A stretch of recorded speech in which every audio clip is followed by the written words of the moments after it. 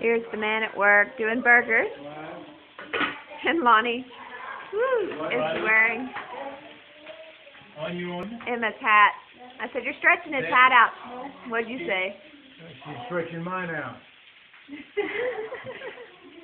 You two make a pair. You little fathead.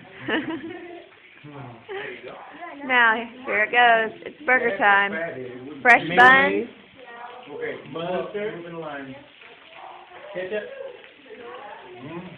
Here, now let's trade back and see if they fit. Mayonnaise, yes. Mustard, yes. Ketchup, no. Everyone has their preferences.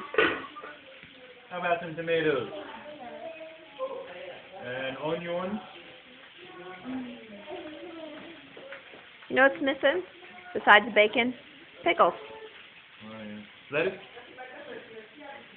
Cheese? There you go. Well, that's what we're having tonight. Hope you guys have a good dinner too.